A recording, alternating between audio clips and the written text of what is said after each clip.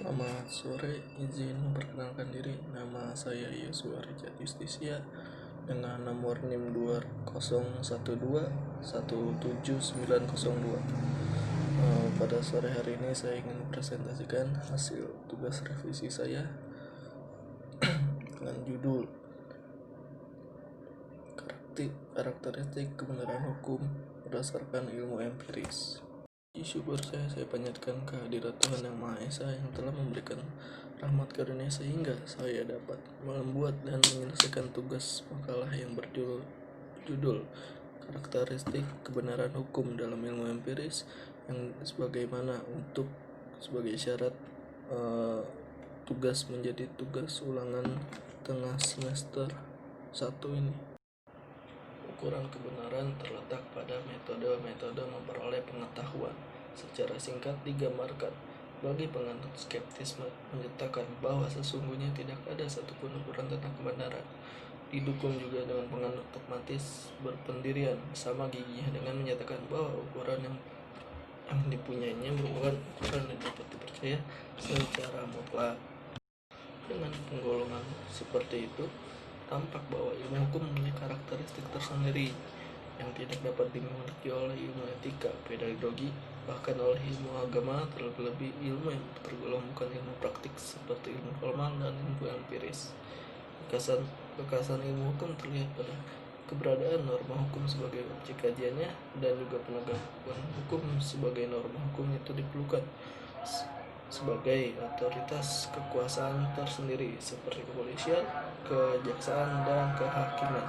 Tidak demikian halnya pada penegakan norma kesopanan, etika, pedagogi, dan norma agama yang bersifat anjuran dan imbauan, disebabkan tidak dimiliki otoritas kekuasaan negara yang bersifat memaksa seperti penjatuhan sanksi hukum oleh kekuasaan yudisial atau kekuasaan administrasi.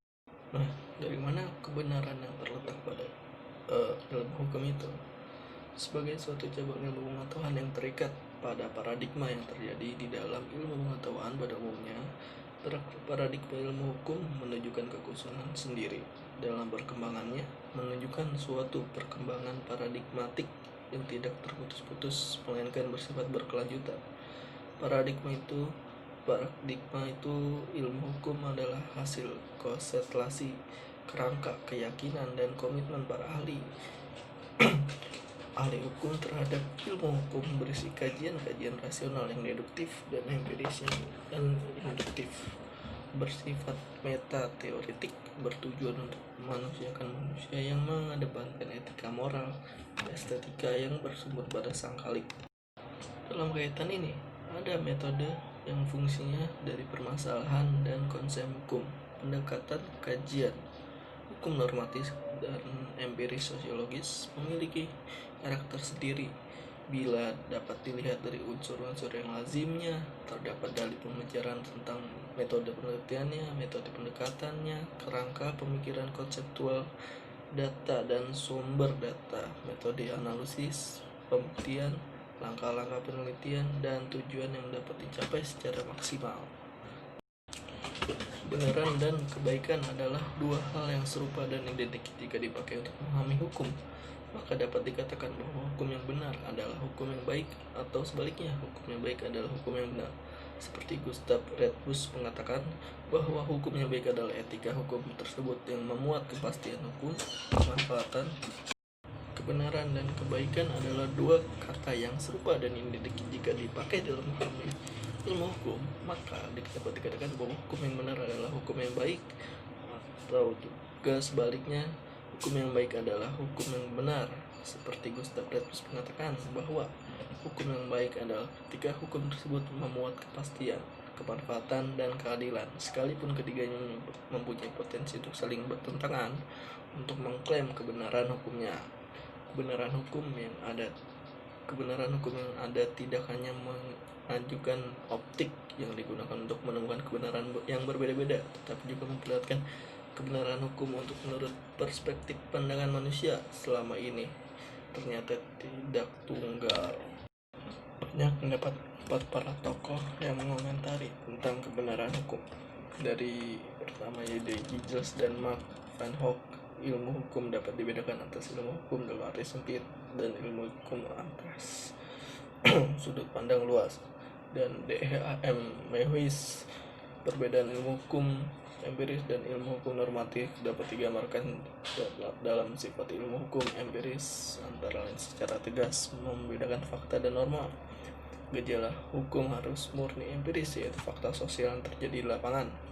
Metode yang digunakan adalah metode ilmu empiris dan bebas nilai. Kemudian dari Philippus M. Hutton, bukan masa untuk memperdebatkan hal ini, kata dia.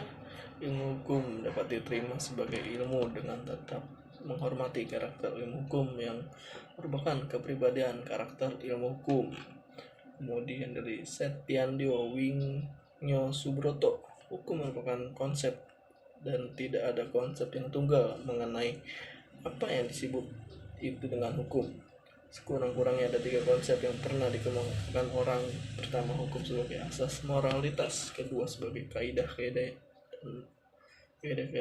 dan positif yang berlaku pada suatu waktu dan terbit sebagai produk eksplisit sumber kekuasaan politik tertentu yang dilegitimasi. Ketiga, hukum sebagai intuisi sosial yang real dan fungsional di dalam sistem kehidupan bermasyarakat, bagi dalam proses pemulihan dan penyelesaian sengketa maupun pengarahan dan pembentukan pola-pola perilaku yang baru. Kemudian ada Lawrence Friedman, hukum sebagai ilmu sosial, relevansi nilai dalam kaitan dengan surat nilai tidak dapat mengklaim validasi objek ilmunya. Kemudian ada dari Reichbaum, masalah utama yang dihadapi para ilmu hukum sosiologi saat ini adalah untuk memungkinkan dan memaksa pembuat hukum dan juga interpretasi dan penerapan aturan hukum untuk membuat menjadi lebih penanggung jawab akun-akun yang lebih cerdas dari fakta sosial di mana hukum harus bisa dilanjutkan. Kemudian ada dari Bargen, Jan van Kant, Rudolf von Hirn, dan juga dari Aristoteles yang mengatakan hukum memiliki tujuan suci yang memberikan kepada setiap orang yang menjadi haknya. Dari Applebaum juga berkata tujuan hukum adalah untuk mengatur tata tertib dalam masyarakat secara adil dan damai. Kemudian ada dari Tullius Ciyoro, Hilmat Hadikusuma, Amiruddin dan Zainal Asikin, Sugiono, Izzatul Rasuli, dan masih banyak lain.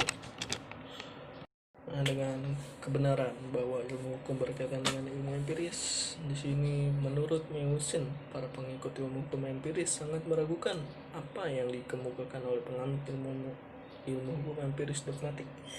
Hal ini disebabkan oleh para penganutnya ajaran mempunyai sudut pandang yang lain.